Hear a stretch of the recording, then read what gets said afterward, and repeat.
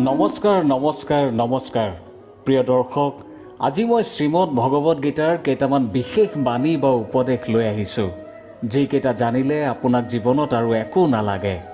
আপোনাৰ সকলো দুখ সমস্যাৰ অন্ত পৰিব। আপুনি জানিব কেনেকৈ আমাৰ জীৱনটোৱে কাম কৰে। আচলতে আমাৰ জীৱনটোনো কি?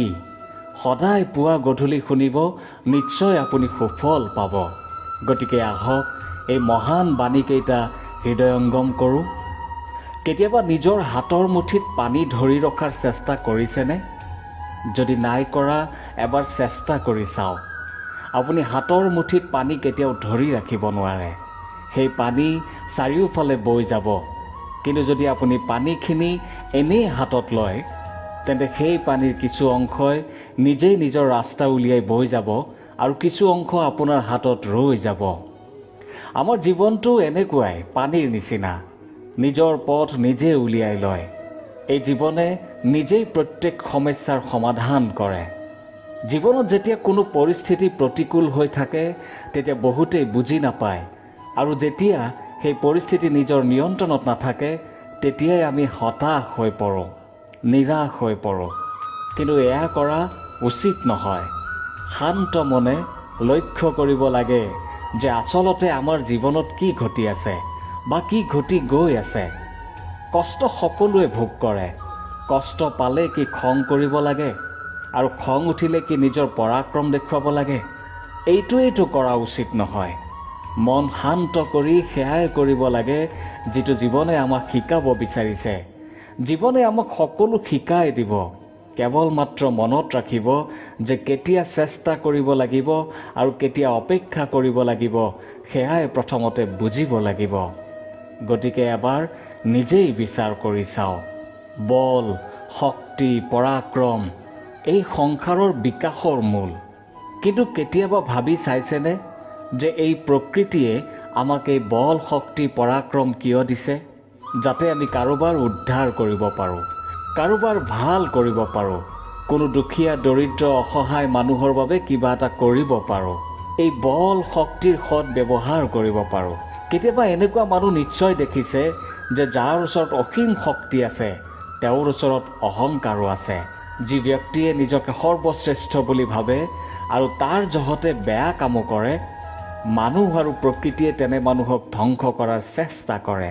এটা কথা সদায় মনত ৰাখিব, এটা কথা সদায় মনত ৰাখিব। পৰ্বত যিমানেই বিশাল নহওক কিয়, সি যদি পথৰ মাজত আহি যায়, তেন্তে সেই পৰ্বত ভাঙি পথ নিৰ্মাণ কৰা হয়। যদি আপোনাৰ বল, শক্তি, পৰাক্ৰম আছে, তেন্তে তাৰ সৎ ব্যৱহাৰ কৰক। সেই বল, শক্তি, পৰাক্ৰমেৰে কাৰোবাক সহায় কৰক, কাৰোবাক ৰক্ষা কৰক। যদি আপুনি আপোনাৰ শক্তিৰ দুৰ্ব্যৱহাৰ কৰে, তেন্তে মনত ৰাখিব, আপুনি আপোনাৰ বিনাশক নিজেই আমন্ত্ৰণ কৰিছে। এতিয়া এই বল অৰ্জন কৰাৰ পিছত, শক্তি অৰ্জন কৰাৰ পিছত আপুনি আপোনাৰ বিনাশ কৰিব নে কাৰোবাৰ উদ্ধাৰ কৰিব? সিদ্ধান্ত আপোনাৰ হাতত। মানুহ আৰু ধন সম্পত্তি, এই দুয়োটাৰ মাজত সম্পৰ্ক খুব ঘনিষ্ঠ। ধন হ'ল মানুহৰ সেই শক্তি যাক ব্যৱহাৰ কৰা হয় সংসাৰৰ ব্যৱহাৰিক বস্তু ক্ৰয় কৰাৰ কাৰণে, নিজৰ জীৱন যাপন কৰাৰ কাৰণে। আৰু মানুহ হ'ল সেই শক্তি যিয়ে ধনক গুৰুত্বপূৰ্ণ কৰি তোলে। এতিয়া এটা কথা, ধনক ব্যৱহাৰ কৰা উচিত আৰু মানুহক ভাল পোৱা উচিত। কিন্তু এই কথাটো বেছিভাগ মানুহেই বুজি নাপায়। মানুহে এইখিনিতে সকলোতকৈ ডাঙৰ ভুল কৰি বহি থাকে। তেওঁলোকে ভাল পায় ধন সম্পত্তিক আৰু ব্যৱহাৰ কৰে মানুহক। চাওক, এটা বেজীৰে আপুনি যুদ্ধ কৰিব নোৱাৰে আৰু এখন তৰোৱালেৰে আপুনি কাপোৰ চিলাই কৰিব নোৱাৰে। কোনটো কিহৰ বাবে প্ৰয়োজন সেয়া বুজা অত্যন্ত আৱশ্যক। গতিকে আপুনি যদি তেনে ভুল কৰি আছে, তেন্তে আজিয়েই শুধৰণি কৰক। মানুহক ভাল পাবলৈ শিকক আৰু ধনক ব্যৱহাৰ কৰিবলৈ শিকক।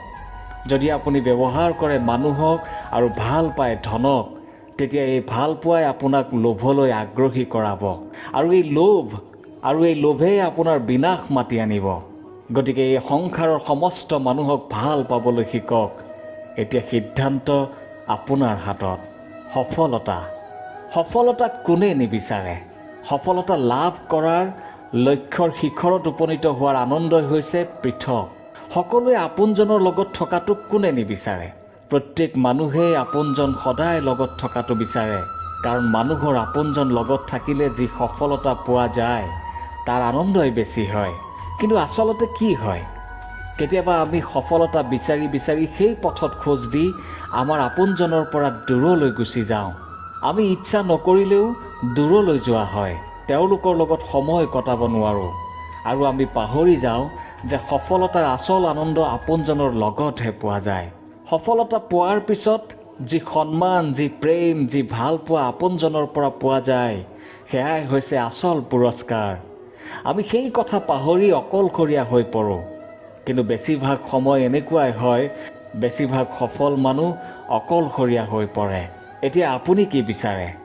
আপুনি সফল হৈ অকলশৰীয়া হৈ থকাটো বিচাৰে নে সফল হৈ আপোনজনৰ লগত একেলগে থকাটো বিচাৰে? সেই সিদ্ধান্ত আপোনাৰ।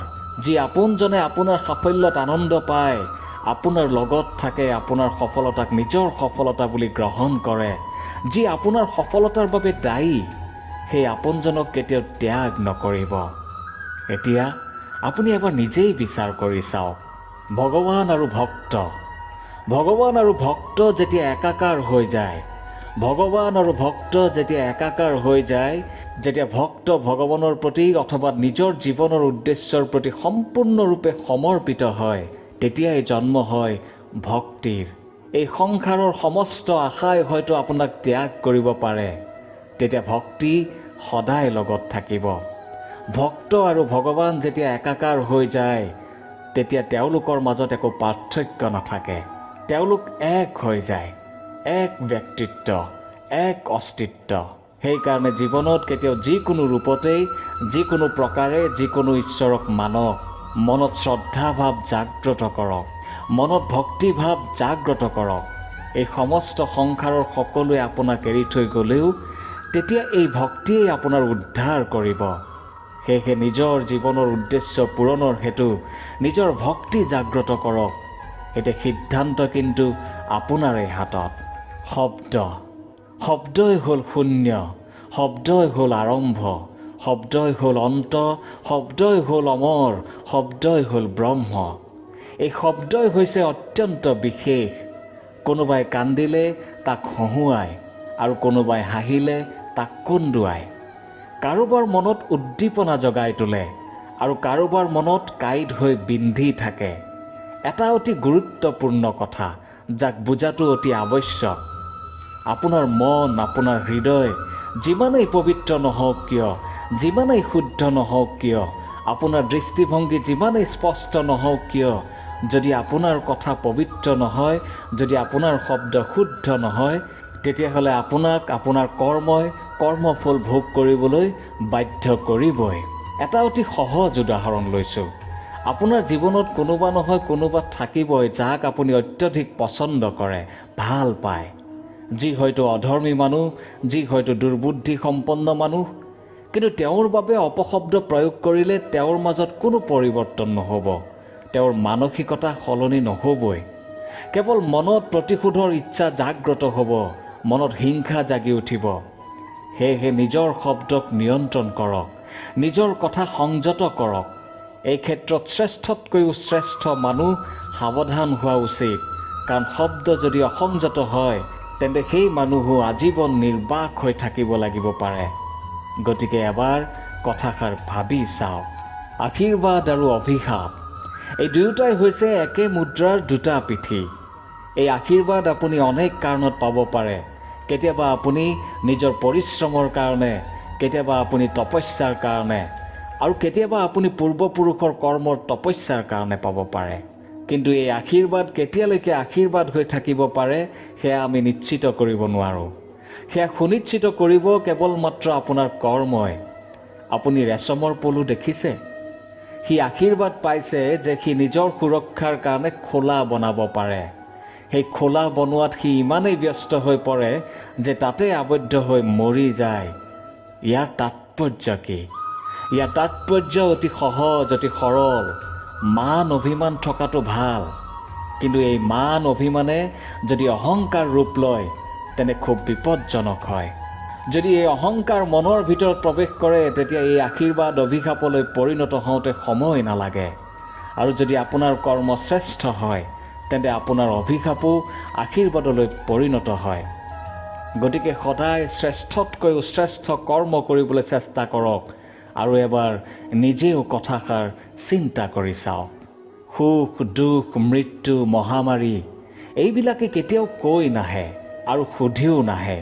দুটা খেলৰ এই খেলখনত এনেকুৱাই হয়। এটা হ'ল কাৰাগাৰৰ দৰে আৰু এটা হ'ল মকৰাৰ জালৰ দৰে।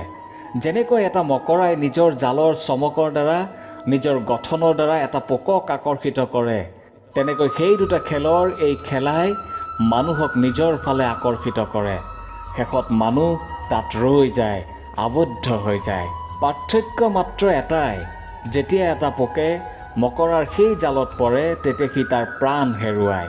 মানুহে যেতিয়া এই দুটা খেলৰ প্ৰতি আকৰ্ষিত হয় তেতিয়াই নিজৰ মান আৰু নিজৰ ধন সকলো হেৰুৱায়, নিজৰ বিবেক হেৰুৱাই পেলায়। কিন্তু আপুনি আপোনাৰ বিবেক কেতিয়াও নেহেৰুৱাব। যদি আপোনাৰ মনত লোভৰ জন্ম হয়, যদি আপুনি লোভী হৈ পৰে, যদি আপুনি এই দুটা খেলৰ মাজত আবদ্ধ হৈ পৰে, তেতিয়া মনত ৰাখিব এই খেলৰ পৰা উভতি অহা কঠিন হৈ পৰে। নিজৰ বিবেক কেতিয়াও হেৰুৱাবলৈ নিদিব। গতিকে এই প্ৰৰোচনাত কেতিয়াও নপৰিব। গতিকে সিদ্ধান্ত এতিয়া আপোনাৰ হাতত। বিজয় লাভৰ কাৰণে মানুহে কি যে নকৰে, যিকোনো সম্ভাৱ্য প্ৰচেষ্টা কৰে। কিন্তু নিজৰ বিজয় লাভৰ বাজিত যি ইচ্ছা তাকেই দেখুৱাই দিয়া কি উচিত নেকি? কেতিয়াও নহয়। নিজৰ হেৰুওৱা সন্মান, নিজৰ হেৰুওৱা সম্পত্তি, নিজৰ হেৰুওৱা অধিকাৰ উভতাই পোৱাৰ মাত্ৰ এটাই উপায় আছে, সেয়া হ'ল পৰিশ্ৰম। যি মানুহে নিজকে হেৰুৱাই পেলাইছে সেই মানুহে জয় লাভৰ বাজিত আনক কেনেকৈ ৰাখিব পাৰে? এইটো সম্পূৰ্ণৰূপে অনুচিত। অনেক সময়ত অনেক ধন সম্পত্তি লাভৰ আশাত আপুনি যদি আপোনাৰ আচল ধন, আপোনাৰ আপোনজন হেৰুৱাই পেলায়, তেন্তে সেই ধন সম্পত্তিৰ মূল্য কি? এইটো একেবাৰে উচিত নহয়।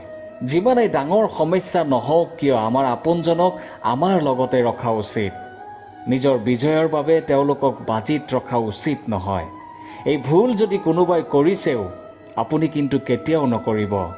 কথাষাৰ এবাৰ নিজেই বিচাৰ কৰি চাওক। নাৰী জন্মসূত্ৰে কাৰোবাৰ কন্যা, ধৰ্মসূত্ৰে কাৰোবাৰ পত্নী আৰু কৰ্মসূত্ৰে কাৰোবাৰ মা। এয়াই হৈছে এগৰাকী নাৰীৰ প্ৰতি আমাৰ মনৰ ভাৱ। কিন্তু আমাৰ জীৱনত নাৰীৰ এক অতুলনীয় ভূমিকা আছে আৰু নাৰী অবিহনে আমাৰ একোৱেই নাই। কিন্তু অধিকাৰ, তাতেই আমি এটা ভুল কৰি পেলাওঁ। যেতিয়া নাৰীয়ে জন্ম লৈ কাৰোবাৰ কন্যা হয় তেতিয়া তাৰ ওপৰত অধিকাৰ থাকে তেওঁৰ পিতৃৰ। যেতিয়া তেওঁৰ বিবাহ হয় তেতিয়া তেওঁৰ অস্তিত্বৰ ওপৰত অধিকাৰ থাকে তেওঁৰ স্বামীৰ। আৰু যেতিয়া তেওঁ কাৰোবাৰ মাতৃ হয় তেতিয়া তেওঁ নিজেই তেওঁৰ সন্তানক সকলো অধিকাৰ দি দিয়ে। কিন্তু আমি কেতিয়াবা এয়া ভাবিছোঁনে যে এই জীৱন হৈছে তেওঁৰ নিজৰ, যি নাৰীয়ে সকলোৰে কল্যাণৰ কাৰণে সকলো কৰিছে, গতিকে তেওঁৰ জীৱনৰ ওপৰত অধিকাৰ তেওঁৰেই থকা উচিত। তেওঁ তেওঁৰ সিদ্ধান্ত নিজেই ল'ব পাৰে। কিন্তু এয়া তেতিয়াহে সম্ভৱ যেতিয়া আমি সলনি হ'ম, যেতিয়া আমাৰ পৰিৱৰ্তন হ'ব। আমিহে সকলো সলনি কৰিব পাৰিম। গতিকে নাৰীৰ ওপৰত থকা দৃষ্টিভংগী আজিয়েই সলনি কৰক। যদি এনেকুৱা পৰিস্থিতিৰ উৎপন্ন হয় যে নাৰীয়ে নিজৰ অধিকাৰ কাঢ়ি নিবলগীয়া হৈছে, তেন্তে মনত ৰাখিব চাৰিওফালে কেৱল বিনাশ, মাত্ৰ বিনাশ দেখিব। গতিকে